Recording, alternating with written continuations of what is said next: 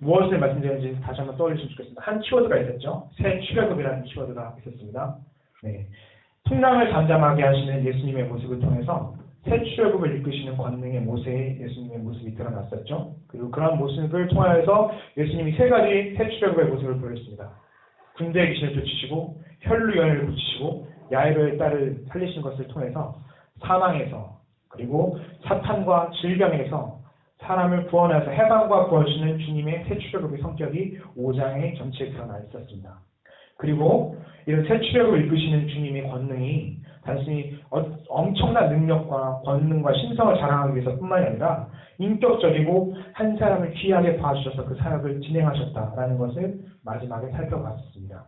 그 적용을 통해서는 믿음으로 말미암은 계명의 준수를 위해서 이 새 출애굽의 사역을 이행하기 위해서 이웃을 향하여 우리의 발걸음을 향해야 되는 것과 그다음에 죄와 사해의 참상, 그 범죄가 이런 현실에 복음을 선포하면서 새 출애굽을 온전히 전달해야 된다라는 것을 말씀드렸죠. 이렇게 해서 우리가 교회가 불러진 이유가 바로 이 새 출애굽의 사역을 이 시대에서 재현하기 위함이라는 것을 기억하면서 죄와 사망의 권세에서 우리를 이끄신 예수님의 행적을 따라갑시다라는 것이 새 출애굽의 의미를 살펴본 지난 시간의 내용이었습니다.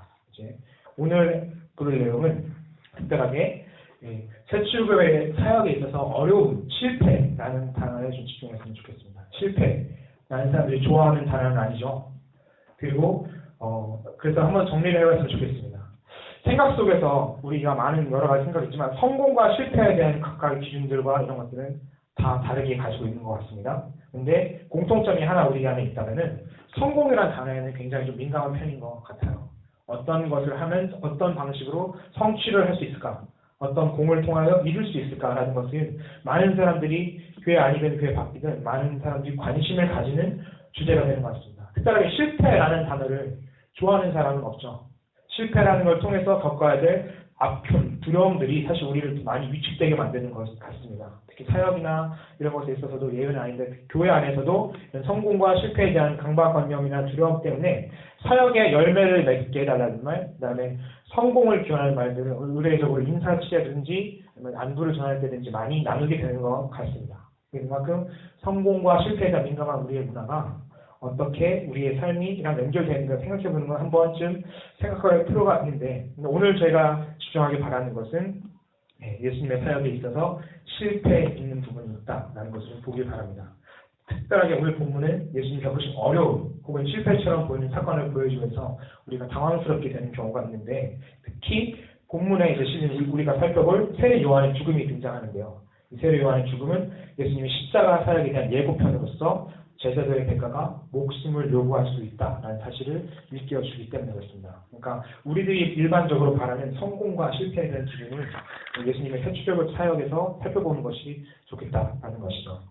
특별하게 우리가 아직 실패는 두려워하지만 제자들의 길을 가다 보면 반드시 겪어야 되는 필수적인 과정인 것이 오늘 드러나고 있습니다. 그렇기 때문에 심지어 예수님조차도 자신의 사역 도중에 실패를 맛보셨는데 우리라고 예외가 될 수는 없지 않는가라는 것을 한번 돌이켜보는 시간을 가지면 좋겠고요. 그리고 이 실패의 과정을 통해서 우리가 행해야 되는 바, 진정으로 이 실패를 통해서 하나님 우리에게 가야 할 길은 무엇인가 알려주시는 것을 살펴보기를 원합니다.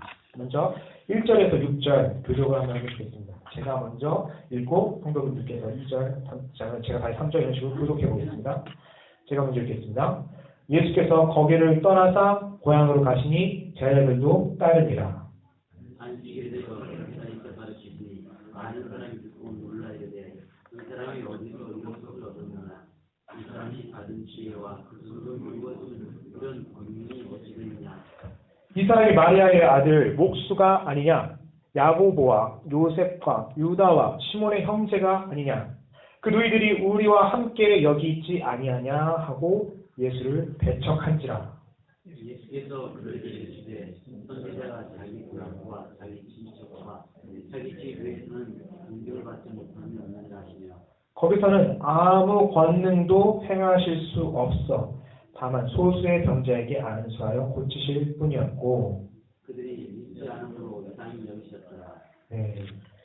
이 단락을 통해서는 이제 우리가 예수님의 사역의 균형을 잡힌 시각을 바라보길 원하는 것 같습니다. 지난 시간에 두드러진 부분은 새 출애굽 사역에 있어서 예수님의 권능과 위험, 그리고 그분의 능력과 자랑이 있을 수 있다면 그분이시다. 그런데 문제는 오늘 드러나는 것은 예수님이 되게 약하여지시고 무능력해 보이시는 것 같은 것을 볼 수가 있는 것이죠. 특별하게 사람들의 불신 때문에 예수님의 사역이 무력해질 수 있다는 것을 마가가 전달해 주는 것 같습니다. 고향에 예수님 돌아가셨습니다. 나사렛으로 돌아가신 것이죠. 그런데 이제 고향 사람들에게 예수님이 단지 어떠냐면 3절에 나와 있듯이 마리아의 아들이고 목수일 뿐이었습니다. 고향 사람들은 예수를 믿지 않았을 뿐만 아니라 예수님께서 하나님의 권능을 받아서 하는 일을 전부 다 부정하고 있었던 것이죠. 그럴 리가 없다. 우리가 어렸을 때부터 보고 자라고 하여튼 그 꼬맹이가 어느 순간 커가지고 기적을 행하고 스스로가 하나님의 아들, 곧 하나님 자신이라는 권위를 대전하면서 이렇게 얘기를 하는 것 자체를 이해할 수 없다. 난 너를 받아들일 수 없다. 라는 것을 강하게 표현하고 계신 것이죠. 근데 이런 예수님의 모습은 구약에서 선지자 예레미야가 자신의 고향에서 거부당한 것을 떠올리게 합니다. 예레미야 11장 21절에 나와 있는데 거기서 예수님이 오늘 말씀하신 것이 있죠. 선지자가 고향에서는 대접받지 못한다는 이 표현이 바로 그런 것인 것 같습니다. 그러니까 특별하게 자신의 정체성이나 이런 것들이 어렸을 때 뿌리를 뒀다는 곳에서 더더욱 자라기, 대접받고 권능받기 어려운 부분이 많이 드러나는 것인데 특별하게 있어서 이 부분이 예수님에게도 예외가 되지 않았다는 것이 놀라운 것 같습니다. 결국 예수님께서는 권능을 행하실 수가 없어서 몇 사람만 고치시고 가르치시고 그곳을 지나가실 수밖에 없었죠. 우리가 5장을 살펴봤던 위대한 새 출애굽의 모습을 보여주신 예수님 모습과는 상당히 대비가 되고 있는 모습입니다. 그리고 또 우리가 당황스러워지는 본문은요. 6절에 나와 있죠. 예수님이 놀라셨다. 하나님이신 분이심에도 불구하고 놀라셨다라는 부분이 나와 있습니다. 질문을 한번 던져보겠습니다. 어떻게 예수님이 놀라시는 게 가능할까요? 신성을 가지시고 하나님의 아들이신데 사람의 마음 보고 놀라시다니 이게 가능한 일인가 한번 진지하게 우리가 고민을 해야 할 것 같습니다. 더더욱 놀라운 것은요. 이 예수님께서 놀라셨을 뿐만 아니라 고향에서 아무 권능도 행하지 못하고 몇 사람만 치유하시고 떠나셨어야만 했다는 것입니다. 이게 우리가 아는 세상의 구세주로서 예수님의 위엄과는 많이 좀 동떨어져 보이죠. 이것을 좀 이해하시기 위해서는 마가가 어떤 관점에서 이걸 썼는가 이해하시는 게 중요한 것 같습니다. 마가가 말하고 싶은 것은요. 예수께서 하나님의 권능을 가지신 분이시지만 사람의 불신앙을 넘어서까지 독단적으로 일하시는 분은 아니시다라는 것을 보여주고 있는 것입니다. 이건 실제로 예수님께서 무능력하신 분이 아니라는 것이고 치유하고 사람을 고치시는 이 새 출애굽의 역사는 믿음의 역사는 사람과의 상호작용, 믿음을 통하여서 이루어진다라는 것을 말씀하고 있는 겁니다. 예수께서는 강권적으로 그 능력을 발휘해 주실 수 있으시지만 사람이 믿지 않는 능력을 사용하지 않는 기로 제한을 스스로 하신 것이죠. 이런 걸 봤을 때 하나님의 인격 되심을 잘 우리가 살펴야 되는 것 같습니다. 사람의 불신앙을 거슬러서 억지로 일하시는 분이 아니십니다. 그리고 믿음에 있어서 가장 큰 장애물이라는 게 무엇이냐면은 하나님이 일하시지 않는다는 게 아니라 예수님을 그저 마리아의 아들, 몫으로만 알고 더 알지 않으려고 머물러 있는 그 마음이 하나님의 사역의 가장 큰 장애물이 된다라는 것이죠. 그것 때문에 아무리 위대한 권능의 메시아로서 예수님이 새 출애굽을 이끄시려고 하지만 때로는 그 사역이 좌절될 수 있다는 겁니다. 그거를 이해했으면 좋겠습니다. 하나님은 결코 독단적으로 움직이시는 분이 아니라 우리의 믿음과 상호작용하십니다. 그래서 마가는 이 부분을 기록하면서 예수님의 인성을 성도들이 온전히 기억하기를 바랬던 것 같습니다. 분명히 예수님의 신성과 권능이 있지만 하나님께서 예수님이 십자가에 위해 메시아로 오신 그 약하여짐을 설명하기 위해서 이와 단락에서 예수님의 인성 부분을 정확하게 표현해주고 있는 것이죠. 예수님이 저 멀리 하늘 위에 계신 권능과 능력만 가지신 분이라면은 우리에게 너무나 멀리 떨어져 있어서 우리는 그분께 닿을 수도 없고 온전히 그분이 누구신지 알 수가 없었지만 약하여지시고 우리에게 맞춰진 눈높이로 오셔서 때로는 우리의 믿음 없음 때문에 겪으시는 그 모습을 보면서 예수님이 참 하나님이자 참 사람일 수도 있다는 것이다라는 것을 강하게 보여주고 싶었던 것이죠. 그래서 예수님의 권능을 듣고도 무시하는 이 사람들의 불신앙이 더 놀라운 것이다 라는 걸 사실 마가가 말해주고 싶은 겁니다. 마가의와 이 본문을 통해서 온전하게 밝혀진다면 이런 권능을 앞서 단락에서 이미 잘 선포가 됐음에도 불구하고 예수를 따르지 않는 이 사람들의 불신앙이 더욱더 놀라움을 따르며 예수를 따름에 있어서 그러니까 우리가 역설적으로 강조받아야 되는 것은 믿음이다라는 것이죠. 하나님과 우리의 상호작용.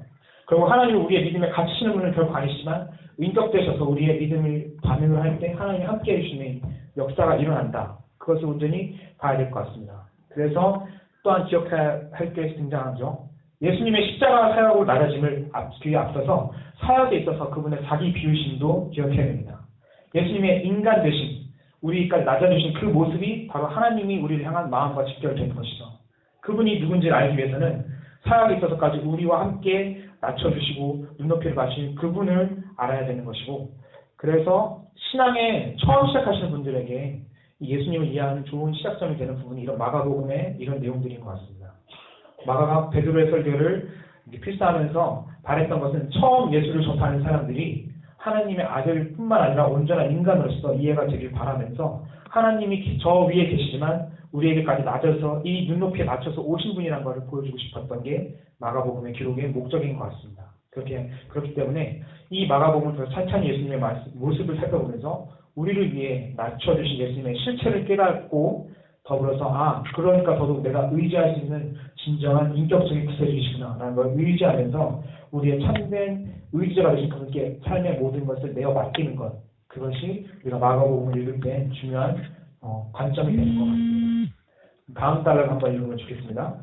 7절에서 13절까지입니다. 이번에 성도분들께서 7절 먼저 읽어주시고 나는 제가 이어서 13절까지 이렇게 교독으로 한번 했으면 좋겠습니다. 한번 읽으시겠습니다. 시작.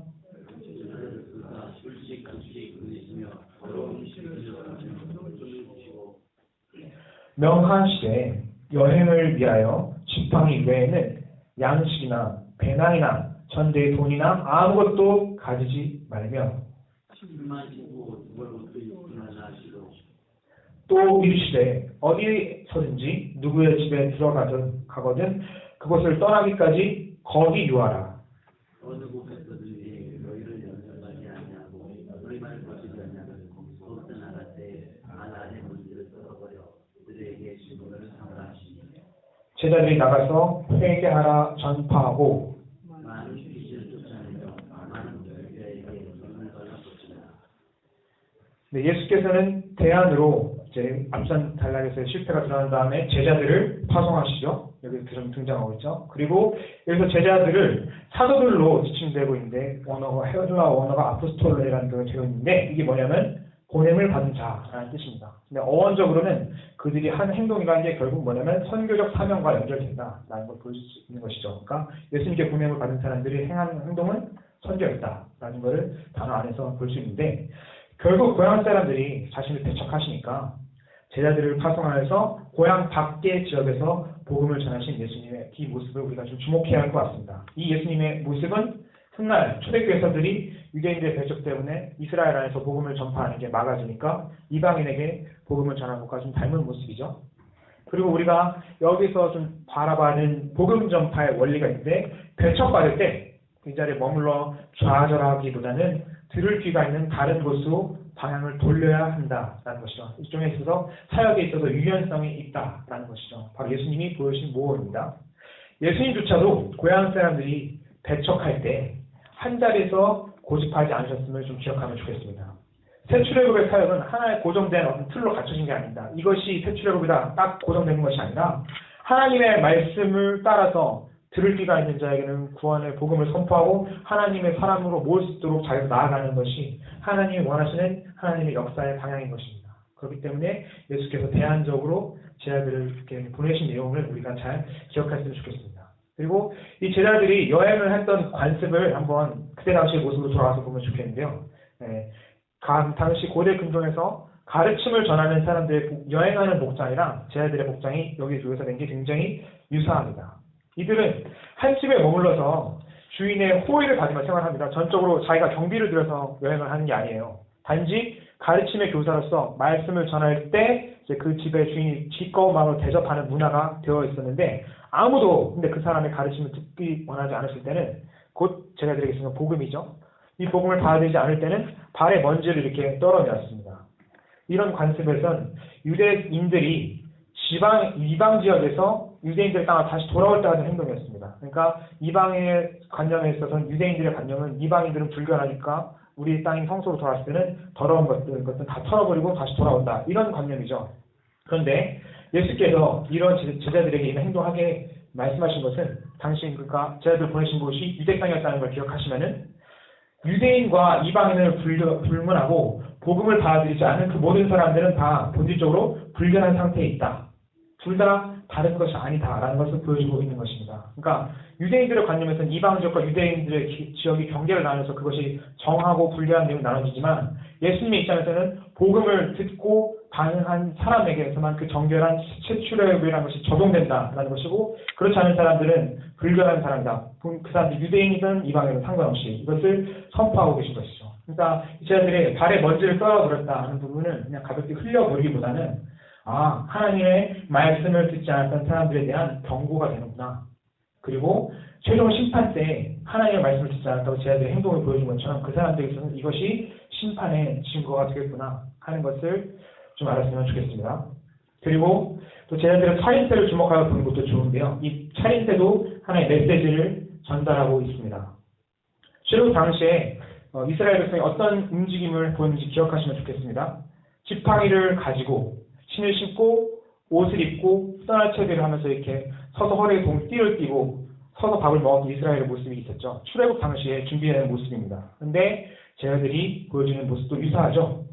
그러니까 예수께서 제자들에게 명하신 복장이라는 것은 새 출애굽이 이미 다가왔다라는 것을 선포하고 계신 것입니다. 제자들의 모습을 통해서 사람들이 긴박한 긴장감을 느끼고 뭔가 저 사람들이 전달하려는 그 긴박한 메시지가 뭔지 집중하게 들었으면 좋겠다. 이것을 복장으로 명하신 것이죠. 그러니까 이걸 통해서 복음을 전하는 자의 모습이 언어랑 행동, 외양에서 다 드러나야 된다는 것입니다. 복음의 메시지가 삶과 전체에서 다 일치가 되어 드러날 때 하나님의 말씀이 온전히 전해질 수 있는 사명이 지속된다. 이걸 말씀하고 싶으신 것이죠.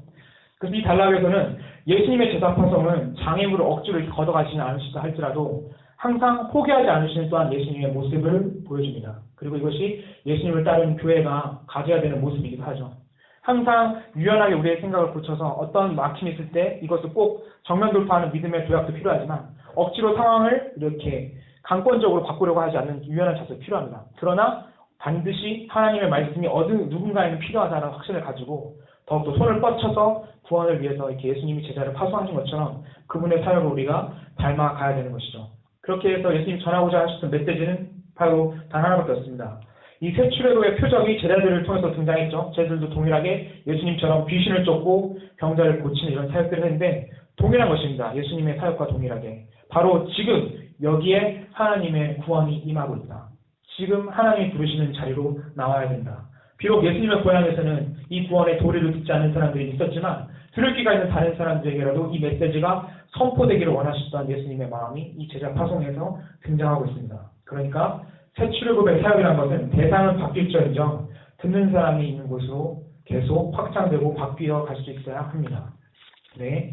그리고 14절에서 16절 예수님의 정체성에 대한 의심이 드러나고 있는 부분인데 이 부분은 제가 그냥 읽도록 하겠습니다.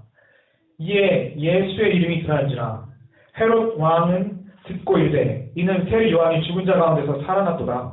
그러므로 이런 능력이 그 속에서 일어나느니라 하고 어떤 이는 그가 엘리야라고 하고 또 어떤 이는 그가 선지자니 옛 선지자 중에 하나와 같다 하되 헤롯은 듣고 이르되 내가 목배 요한 그가 살아났다 하더라. 갑자기 바뀌어서 뜬금없이 세례 요한이 죽었다는 사실이 등장하고 있습니다. 앞단락에서 1장에 잠깐 등장하고 멈췄던 세례 요한에 대한 내용이 갑자기 헤롯이 등장한 것이 내가 죽였던 세례 요한이 저 나사렛에 있던 예수가 아니냐라는 생각이 들 정도로 갑작스럽게 이야기가 바뀌고 있는 내용인데요. 네, 이 부분에 있어서는 어쨌든 주목이 되는 것은 12제자 활동으로 해서 사람들이 예수님께 어떤 관심을 가지고 있느냐가 먼저 드러납니다. 아직 예수님을 메시아로 믿지는 않았지만 신앙으로 가는 여정에 있는 사람들의 반응이 이랬습니다. 저 사람은 선지자 중에 하나가 아니냐 혹은 새 요한이 부활한 모습이 아니냐 라고 이렇게 떠들고 있었는데요.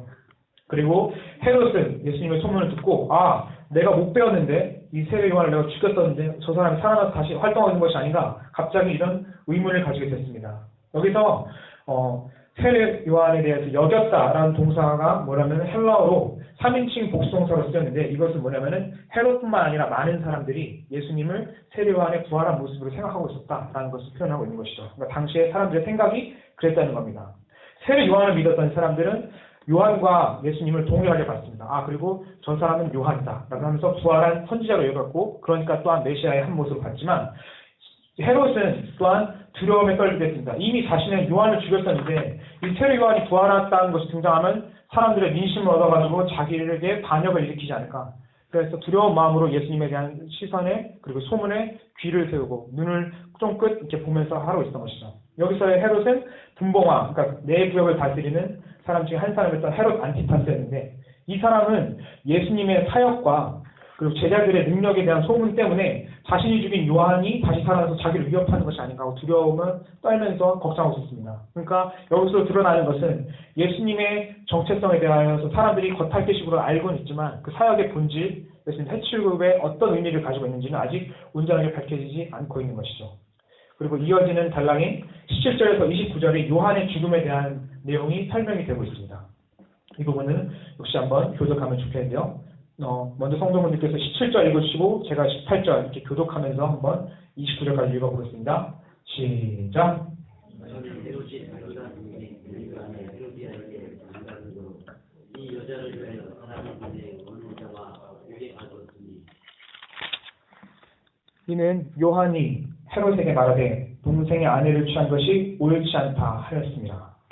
헤로디아가 요한을 원수에게 죽이고자 하였으되 하지 못한 것은 헤롯이 요한을 의롭고 거룩한 사람으로 알고 두려워하여 보호하며 또 그의 말을 들을 때 크게 번민하면서도 달갑게 들음이로라. 마침 교회가 좋은 날에 왔으니 곧 헤롯이 자기 때문에 중심들과 수장들과 할례의 주인들로 더불어 함께할 때 헤로디아의 딸이 신이 들어와 춤을 추어 헤롯과 그와 함께 앉은 자들을 기쁘게 한지라. 왕이 그 소녀에게 이르되 무엇이든지 내가 원하는 것을 내게 구하라 내가 주리라 하고 또 맹세하기를 무엇이든지 내가 내게 구하는 내 나라의 절반까지라도 주리라 하는 그가 나가서 그 어머니에게 말하되 내가 무엇을 구하리이까. 그 어머니가 이르되 세례 요한의 머리를 구하라 하니 그가 곧 왕에게 그 뒤들어가 구하이르되 세례 요한의 머리를 혈관에 얹어 곧 내어주기를 원하노라. 왕이 심히 근심하나 자기가 맹세한 것과 그 앉은 자들로 인하여 그를 거절할 수 없는지라. 왕이 곧 시위 그리스도 하나를 보내 요한의 머리를 가져오라 명하니 그 사람이 나가 오기서 요한을 못대어 그 머리를 소반에 얹어다가 소녀에게 주니 소녀가 이것을 그 어머니에게 주니라. 요한의 제자들이 와서 그를 가져다가 감사하니라. 네, 이 단락에서 이제 세례 요한이 죽게 된 배경이 자세히 등장했죠. 네, 먼저 세례 요한이 죽음이 여기 등장한 이유가 중요한 것 같습니다. 바로 예수님이 장차 걸어갈 운명이 어떤 것이다 라는 것을 보여주고 있는 것이죠. 우리가 1장으로 돌아갔으면 좋겠습니다. 잠시 우리의 기억을 돌아가서 기억이 안 나시겠지만 1장에서 요한이 한 것은 광야에서 메시아의 길을 얘기하는 것이었습니다. 곧 새 출애굽의 장소인 광야에서 하나님의 아들이 등장하고 그분이 구원해 주시는 하나님의 앞길을 얘기하는 그분이었는데, 그런 전조로서 예고편으로서 역할을 했던 요한이 죽었다라는 것은 곧 앞으로 십자가의 예수께서 어떻게 되실 것이다 하는 미래를 미리 암시해주고 있는 부분인 것이죠. 그리고 마가복음 후반부에 등장하듯이 예수님은 그대로 십자가로 가는 그 여정을 마치시고 죽음에 이르시고 부활하시는 그 과정을 겪게 됩니다. 새 출애굽의 절정인 십자가까지의 여정에 요한이 사실은 그 예고편으로서의 그 자신의 모습을 보여주고 있는 것이죠. 그리고 여기서 우리가 캐치해야 될 중요한 메시지 바로 아까 서두에서 얘기했던 고난입니다. 제자도에 있어서 고난은 결코 뗄래야 뗄 수 없는 관계가 있다라는 것을 말씀해주고 있는 거죠. 세례 요한이 죽은 이유는 그가 잘못해서가 아니라 헤롯에게 직언을 했기 때문이었습니다. 18절에 헬라어 시제가 미완료로 되어 있는데 이게 무슨 뜻이냐면 그가 반복적으로 이 잘못을 헤롯에게 지적해왔다라는 것이죠. 헤롯에게 말한 게 잘못되었다라는 말하는 그냥 한순간에 그치가 아니라 계속 반복해서 내가 네 동생의 아내를 취한 것은 옳지 않다라고 계속 말했다는 것이죠. 이것이 성경 말씀에 근거하고 있습니다. 레위기 20장 11절에 나와 있거든요. 형제의 아내를 취하는 것이 부정하다라는 것이 나와 있는데, 헤로디아가 결혼해서 사는 헤롯 안티파스의 모습이 그렇게 부당하다는 말씀에 비추어서 선지자 역할을 감당했을 뿐인데도 불구하고 그는 핍박을 당하는 감옥에 갇혔고, 그리고 마침내 그를 죽이려고 마음먹은 헤로디아 때문에 그 헤로디아가 자신의 딸, 여기 이름 등장했지만 살로메라는 역사적인 인물로 등장하는데 그 딸을 이용하여 간계를 펼쳤고 결국 세례 요한이 목숨을 잃게 되었다라는 것을 보여주고 있는 것입니다. 그러니까 이런 헤로디아의 모습은 우리가 열왕기 상에 나와 있던 이세벨의 모습과 많이 닮아 있죠. 엘리야가 아합의 죄를 지적함에도 불구하고 돌이켜서 우상을 떠난 것이 아니라 오히려 그 선지자를 핍박함으로써 하나님의 뜻을 막으려고 했던 그 구약의 악녀의 모습인 헤로디아가 이세벨의 모습 헤로디아 안에서 살아나고 있는 것입니다. 그리고 율법을 존중하지 않는 전형적인 악의 모습이란 건 시대를 초월해서 변함이 없다라는 것을 말씀하고 있죠. 하나님의 말씀을 거역하는 사람의 본성은 예나 지금이나 똑같은 것 같습니다. 그리고 그 악인들이 선동하여 선지자를 핍박하고 하나님의 말씀 막으려고 한 것도 예나 지금이나 똑같은 것이죠. 어딜 가나 하나님의 말씀을 말씀으로 전하는 사람에게는 고난이 따를 수밖에 없음을 세례 요한이 또한 보여주고 있습니다. 또 헤롯이 무책임하게 이런 맹세의 약속은요. 헤로디아의 딸이 즉 살로메가 춘 춤 때문에 그런데 이 춤을 이것도 원어를 살펴보면 굉장히 의미가 있는 것 같습니다. 뭐냐면은 기쁘게 하다라는 동사가 헬라어 아레스코로 쓰였는데 여기서 아레스코라는 게 뭐냐면은 단어 자체가 중요한 게 아니라 성적인 관심을 일으키는 뜻으로 활용이 됐다는 것입니다. 그러니까 이것을 22여 성경을 헬라어로 번역한 성경이 있거든요. 70인역이라고 하는데 그건 중요한 건 아니고 여기에 욥기 31장 10절에서 아레스코라는 동사가 성적인 관심을 두는 것으로 쓰였습니다. 그러니까 그 말은 여기서 동일하게 헤로디아의 딸이 췄던 춤이 헤롯에게 어떤 성적인 만족을 주었기 때문에 헤롯이 마음이 그렇게 기뻐져가지고 인하여서 자기가 그런 무모한 약속을 한 것이죠. 내가 원하면 나라의 절반까지라도 주겠다. 이 말은 뭐냐면 이 성적인 만족을 통해 헤롯의 욕심이 채워지니까 헤로디아의 딸을 왕으로까지 삼을 수도 있겠다. 이 말은 나라의 절반을 주겠다는 건 정말 관용적인 표현이거든요. 그러니까 이미 자신의 아내가 있지만 그 아내의 또 딸임에도 불구하고 자기의 딸을 또 그 딸을 내 부인으로 삼겠다 할 정도로 페르네뿐만 아니라 인간의 욕심이 얼마나 끊임없이 확산되고 있는지 헤롯 이 말을 통해서 보여지고 있는 것이죠. 결국은 여기서 증명하고 있는 것은 세례 요한의 죽음은 인간의 탐심 때문이다 라는 것을 직접적으로 말해주고 있습니다. 인간의 음흉하고 탐심을 가득한 그 마음의 욕심이 끝이 없기 때문에 자기를 정당화하는 어떤 시도 그것 바로 그 어리석음 그리고 다른 사람들의 욕심을 넘어서 자기가 최고가 누리고자 하는 그 욕망을 이기지 못하고 결국 하나님의 말씀을 핍박하고 선지자를 죽이는 그 행동이 결국 구약에서 있었던 모든 이스라엘의 죄인의 본질적인 모습이 헤롯의 모습을 통해서 등장하고 있는 것이죠. 결국 하나님의 말씀을 대적하는 가장 큰 원인은 바로 인간의 탐심이라는 것을 이 헤롯을 통하여 볼 수가 있는 것입니다. 그리고 우리가 이제 마지막 같은 30절을 읽고 성경을 이 단락까지만 보도록 하겠습니다. 30절입니다. 6장 30절이고요. 마가복음 한 목소리로 같이 읽었으면 좋겠습니다. 시작. 서로들이 예수께 모여 자기들이 행한 것과 가르친 것을 낱낱이 고하니. 네, 이 세례 요한의 죽음 이후에 제자들이 사역 보고를 하러 돌아왔죠. 일종의 선교 후에 선교의 파송 보고를 하는 것입니다. 그리고 이런 얘기를 한 것은 중심 구조가 세례 요한의 죽음을 딱 가운데로 두고 앞에 제사 파송과 제자들의 돌아옴이 있다. 일종의 샌드위치를 두고 있다는 걸 보는 게 중요한데 이게 뭐냐면은 새 출애굽과 죽음이란 것이 어떤 관계를 가지고 있는가 한번 보여주기 위해서 이렇게 의도적으로 기록을 한 것 같습니다. 이 새 출애굽의 사역이 진행되는 가운데 반드시 세례 요한 같은 피 흘림이 있어야 됩니다.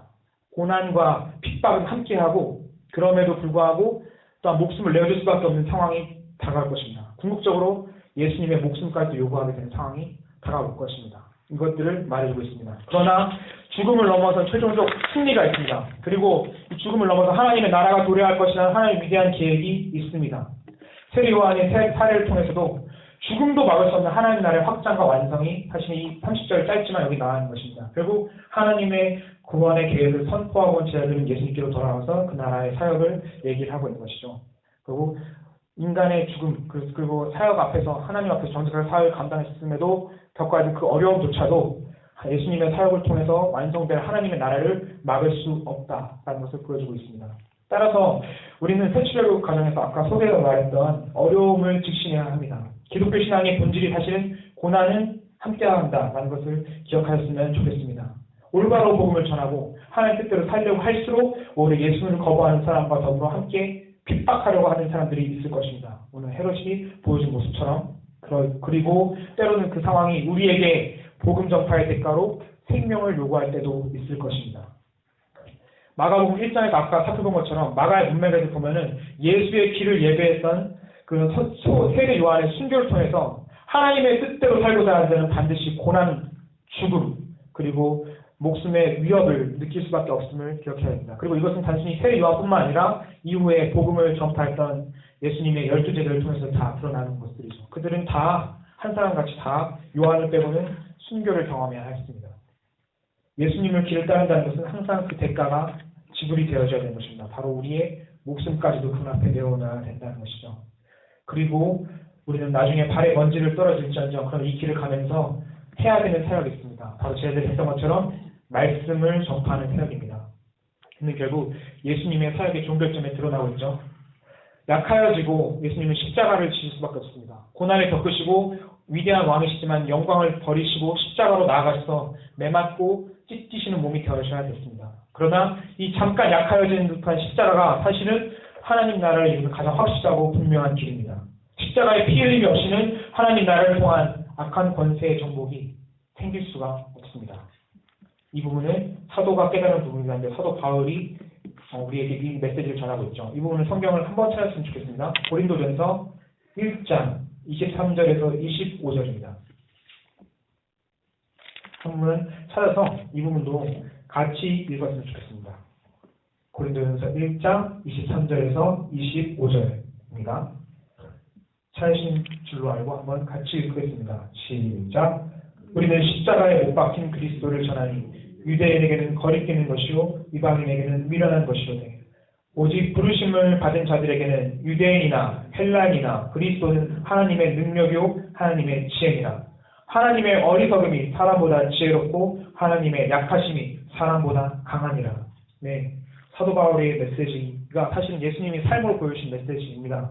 하나님의 어리석음이 세상의 지혜보다 지혜롭습니다. 하나님의 약하심이 사람의 강함보다 강합니다. 십자가의 시비는 모든 것을 뒤집는 하나님의 구원 계획의 절정인 것입니다.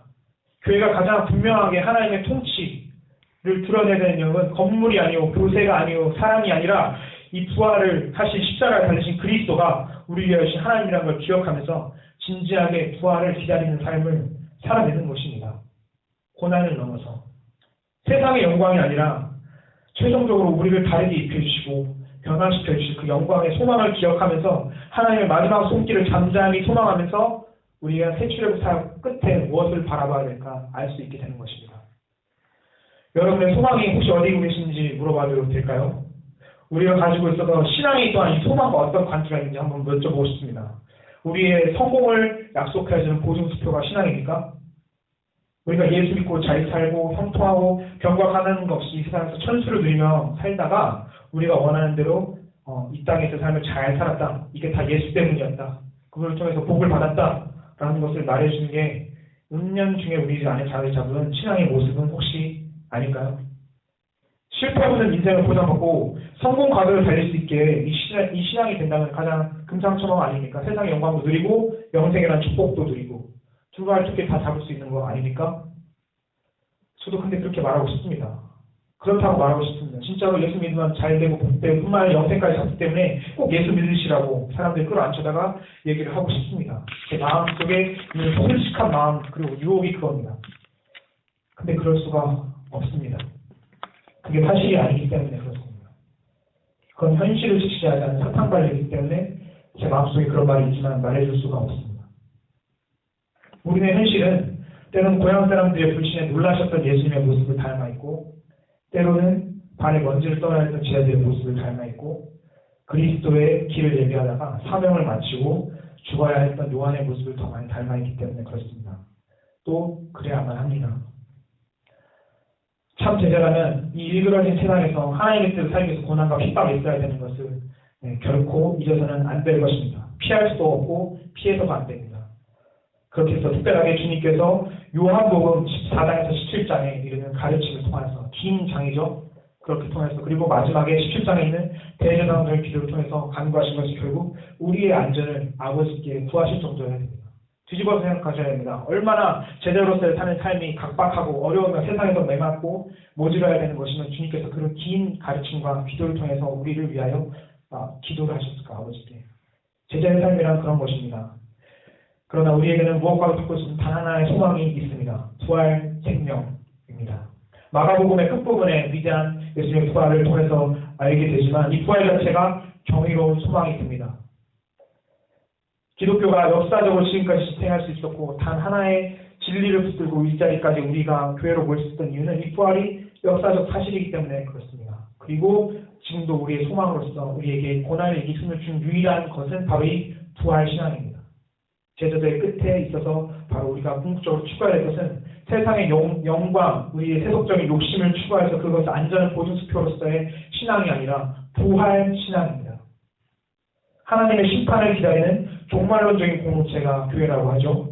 종말론적이라는 건 하나님의 최종적인 심판을 믿고 역사의 시작과 끝이 있다는 걸 믿는 것입니다. 그런데 이런 신앙과 믿음을 가지고 우리들이 바라봐야 할 핵심 가치가 단 하나 있다면 십자가의 그리스도의 죽음 그리고 그분의 다시 살아나시는 겁니다. 그분의 부활이 우리의 부활이 될 것이고 죄의 길을 걸어야 했던 길, 십자가의 길을 걸어야 하면서 겪어야 했던 피, 고난, 고통, 눈물, 아픔에 대한 최종적인 보상이 바로 부활이 될 것이기 때문에 그렇습니다.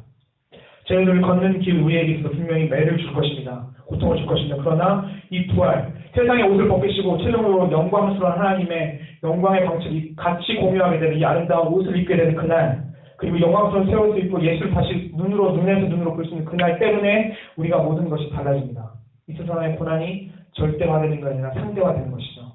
이길 수 있는 힘이 오직 그 순간을 바라보면서 나옵니다. 이 세상의 가치 기준은 절대 무의미해질 것이고 하나님의 기준만이 온전하게 설 것이며 의와 공의의 새하늘과 새 땅을 바라보면서 우리는 지금 이 새 출애굽의 공동체 교회에 있는 것입니다. 이 부활 때문에 우리가 이 과정에서 겪어야 되는 모든 고난과 어려움을 견딜 수 있고 또 견뎌야만 합니다. 이제 결론의 말씀을 두 가지 적용을 통해서 말씀드리고 싶습니다. 첫 번째로 새 출애굽의 사역 도중에 반드시 어려움이 있음을 기억하고 두려움 없이 예수님이 명하신 사역에 동참하였으면 좋겠습니다. 어려움이 있는 것이 지극히 정상이라는 걸 기억하십시오. 네. 이 기독교가 절대 여러분에게 안전한 길, 쉬운 길을 약속한 적이 없습니다. 어려움이 있어야 정상입니다. 그러나 십자가의 길 끝에 있는 영광, 주님의 승리 방식을 기억하시면서 지금 닥쳐오는 환난을 의연히 맞이하실 수 있으면 좋겠습니다. 주님이 제자들을 보내셨듯 그 제자들이 사역을 담당하게 감당했듯 우리는 우리의 자리에서 우리가 할 일을 해야 합니다. 두 번째, 부활 소망으로 인해서 지금의 어려움을 넘어선 소망을 반드시 가지셨으면 좋겠습니다. 부활은 모든 것을 바꿀 것입니다. 지금 고난은 역전되고 우리는 하나님의 존재에서 하나님을 영원토록 사모하고 즐기며 하나님 앞에서 영광스러운 자리로 부름을 받을 것입니다. 이 날을 소망하면서 지금 겪고 있는 어려움들, 특히 십자가를 지고 나아갈 때 반드시 겪어야 하는 고통들을 이겨낼 수 있습니다. 그리고 앞서서 왜냐하면 이 길을 가셨던 예수께서 부활의 초대를 내신 그분께서 우리를 도와줄 것이기 때문에 그렇습니다. 그분께 우리가 진심으로 우리의 모든 것을 내어 맡긴다면 심지어 우리의 목숨을 잃다 해도 극복하지 못할 권한은 없는 것입니다. 이것 때문에 초대교회에서 수많은 사람들이 담담하게 신앙을 고백하면서 사자고백 그리고 칼에 자신의 목숨을 내어줄 수가 있었던 것이죠. 부활 신앙, 부활의 초대를 내신 예수를 바라보며 우리도 그와 함께할 날을 소망하는 그것을 우리 모두가 같이 꿈꿨으면 좋겠습니다. 이렇게 제자들은 십자가를 지고 예수를 따라가면서 어려움에 맞서기를 결단할 때 그 진정한 대가가 치러지고 우리는 또 그 영광스러운 소망을 보게 될 것입니다. 그러나 우리가 이 삶을 따라가기로 십자가를 지겠습니다. 예수를 따라가겠습니다. 어려움을 견디겠습니다. 당신만이 나의 구세주이기 때문에 이 고백을 하며 나아갈 때 우리 공동체 위에 새하늘과 새 땅의 소망 그리고 영원한 하나님의 역전인 부활이 함께 할 것입니다. 이 말씀을 마치도록 하겠습니다. 그리고 기도를 했으면 좋겠습니다. 잊지 않았으면 저는 두 가지가